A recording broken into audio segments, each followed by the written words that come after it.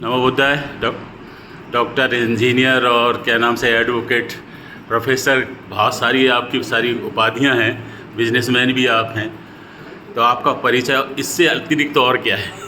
मैं प्राध्यापक advocate doctor Ramesh P से राष्ट्र संत तुकडोजी महाराज नागपुर विद्यापीठ से अंग्रेजी का प्राध्यापक करके रिटायर्ड हुआ हूँ। Very good.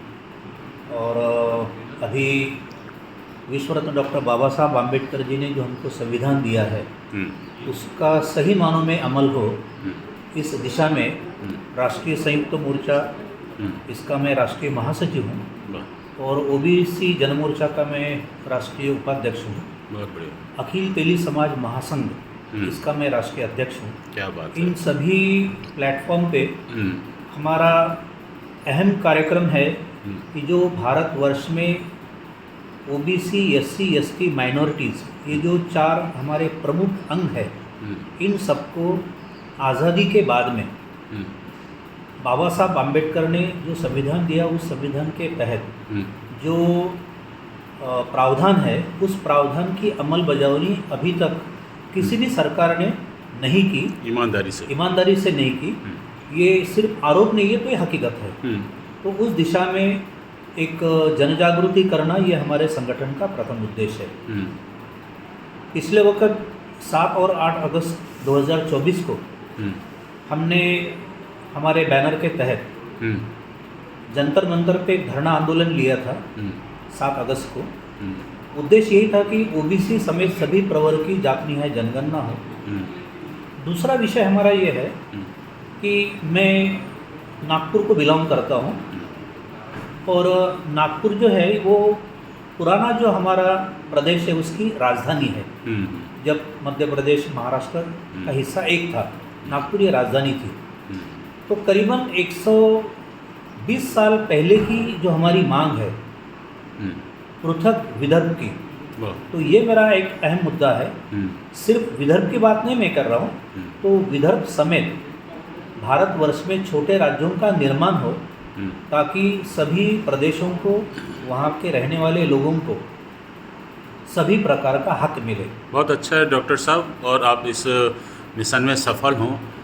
Doctor Bhimrao Ambedkar साहब का संविधान, वो इस दिशा में आपको कैसे सहयोग करता है? मैं बेसिकली अंबेडकरी विचारों से, फुले शाह अंबेडकरी विचारों से जुड़ा सिर्फ नहीं हूँ, तो वो मेरे खून में है, मेरे रग में है। उसी में जीते हैं? उसी में जीता हूँ। क्या बात। क्योंकि हम जब ओबीसी कहते हैं, मैं ओबीसी का बंदा हूँ, तेली समाज का हूँ, ये बात अलग है, लेकिन मैं पहले ओबीसी हूँ, बहुजन प्रवर्ग को बिलोंग करता हूँ। और ओबीसी का सही अर्थ है ओरिजिनल बुद्धिस्ट कम्युनिटी। क्या बात। उस नाते मैं पहले बुद्ध के विचारों से प्रेरित हूँ। वो हमारी सही मानों में वैचारिक बैठक है, और उस दिशा में अगर कोई चला है सही मानों में, तो है विश्वरत्न डॉक्टर बाबा साहब आम्बेडकर, जिन्होंने फुले शाहू इनके विचारों को लेके संविधान लिखा। और सबसे पहले अगर तवज्जो बाबा साहब ने किसी को दिया है तो वो ओबीसी प्रवर्ग को दिया है। तो मेरा मानना यह है कि रमेश पी से इसकी पहली प्रायोरिटी ये होनी चाहिए कि बाबा साहब आम्बेडकर ने जो ओबीसी को 340 कलम दिया, वो अपने समाज को बताए। बाबा साहब ने हम पे जो उपकार किए, उसका महत्व जनसामान्य में और खासकर ओबीसी में बताए। दूसरी बात, मैं हमेशा बड़े गर्व के साथ में कहता हूँ कि बाबा साहब ने अपने जीवन काल में समाज उन्नत करने के लिए अपने 4 बच्चों की कुर्बानी दी। उसमें सबसे बड़ा जो था वो रमेश नाम का था। आप भी रमेश हैं? मैं रमेश हूँ, और मैं मेरे पिता के बलिदान के लिए जागरूक हूँ। क्या बात है। और उस दिशा में मरते दम तक काम करूँगा। हमारी किसी से कोई दुश्मनी नहीं है, हमारे हक के लिए लड़ाई है। आज मैं देख रहा हूँ कि बहुत सारी ऐसी राजनीतिक, सामाजिक, आर्थिक विषमताएं हो गई हैं, जिससे कि वंचित वर्ग, जैसे बोलते हैं अपना SC, ST, OBC वर्ग, वो लाभान्वित नहीं हो पा रहा। उसकी मूल समस्याओं में रोटी कपड़ा मकान तो है ही है, शिक्षा पे, स्वास्थ्य पे, और ये कहा जाए रोजगार पे बड़ा असर पड़ रहा है। उसके लिए हमारा संगठन क्या कर रहा है? देखिए, बाबा साहब के बाद में अगर सभी प्रवर्ग को पहचान देने की और उनको अपने हक के बारे में जागरूक करने का कोई किसी ने अहम कदम उठाया बाबा साहब के बाद में, तो वो थे मान्यवर कांशीराम साहब जी। मैं मान्यवर कांशीराम साहब के साथ में जुड़ा हूँ, उनके विचारों से जुड़ा हूँ। और ओबीसी का मैं विदर्भ का अध्यक्ष भी रह चुका हूँ, बीएसपी के माध्यम से मैं कॉरपोरेशन भी लड़ा हूँ, विधानसभा भी लड़ा हूँ। और बाबा साहब के बाद में सही मानों में प्रैक्टिकली अगर किसी ने इस सोच को आगे बढ़ाया तो मान्यवर कांशीराम साहब। बराबर। उनका एक जो नारा था, जिसकी जितनी संख्या भारी उसकी उतनी भागीदारी। करेक्ट। इसको कोई सरकार नकार नहीं सकती। और आज अगर देखे जाए तो वर्तमान सरकार अगर केंद्र की अपने उस बयान पे अमल करती है तो मैं उनको सही मायने में सैल्यूट करूंगा। अभी अभी जो उन्होंने नारा दिया कि हम ओबीसी की जाति न्याय जनगणना करेंगे, अगर वो सिर्फ नारा रहा तो लोग उनको इतना सवाल करेंगे और उनको 2029 का सूरज कभी नहीं दिखने को मिलेगा। लेकिन अगर वो अपने कहे के मुताबिक चलते हैं, क्योंकि वो कहे के मुताबिक चलेंगे इसकी गारंटी बहुत कम है। अब दूसरा मुद्दा ये भी है कि जो विपक्ष भी बात करता है जी, जो कभी सत्ता में था और बहुत सालों तक था, वो भी कहता है कि हम भी ओबीसी की जनगणना के लिए अग्रसर कदम उठाएंगे।